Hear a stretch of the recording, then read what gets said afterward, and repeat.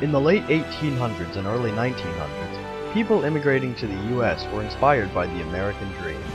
The American dream, in their eyes, was a vision of prosperity, freedom, and happiness. Popular materialistic ideologies of the American dream included a place for immigrants to call their own, a white picket fence, a happy four-person family, and a delicious meal every night.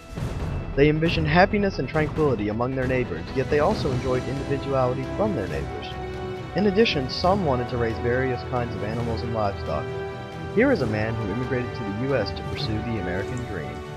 Hello everyone, my name is Chef Boyardi.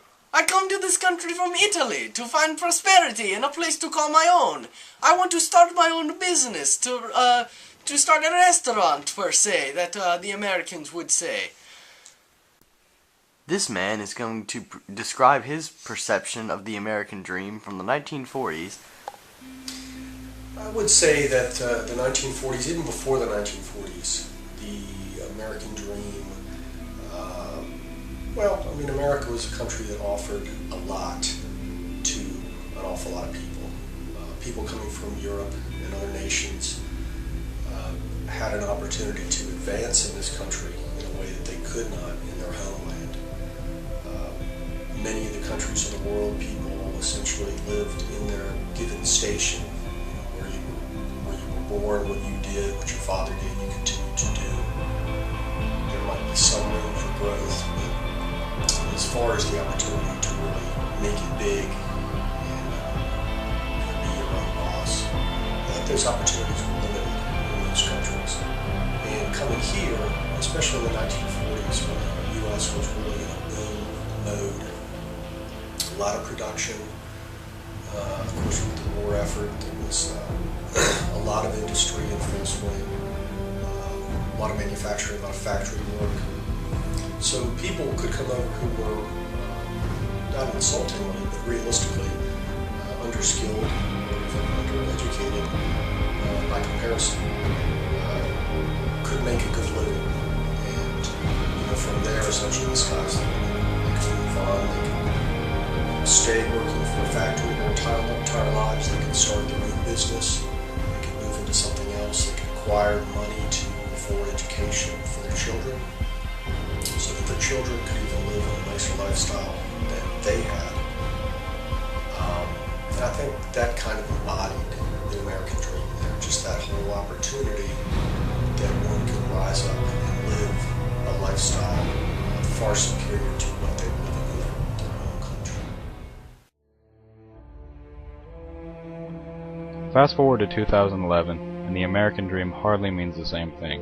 Instead of people wanting coziness and happiness, people are just after fame and money. They feel like they need more money than they have so they can buy more things. People today are looking more at luxury items than essentials. The new American dream is about getting on top of being number one. Ask a child what they want to be when they grow up. Some of the most popular answers are an astronaut, a doctor, or even a professional athlete. All of these make good money and bring a good deal of fame. People today are more concerned with fantastic amenities than those from generations past.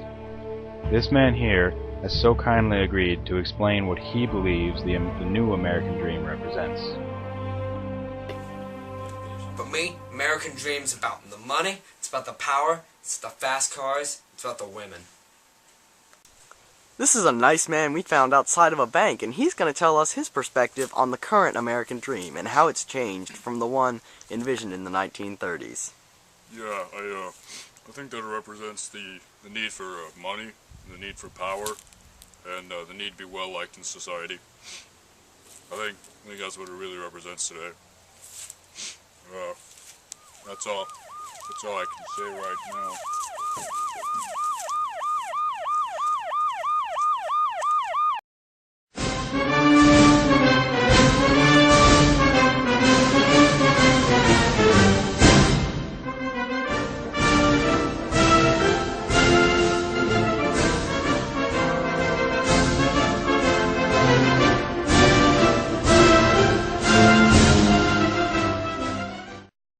Okay, I'm recording this in case we don't get our project done, and Is this our excuse we for need why we something. didn't get stuff done? We need something to turn into Miss Rob. So this is what it is. This is the American dream. Yeah. Finally. Wait a minute. Come on, nuh-uh. Up, Josh, hit the pepper. Josh, drink Coke. It'll make it better. Tastes reasonably okay. And just give it a second. Just give it a second. It's watering. Now it tastes bad. It's watering. Josh, you have to cry. I would appreciate spitting this out. No.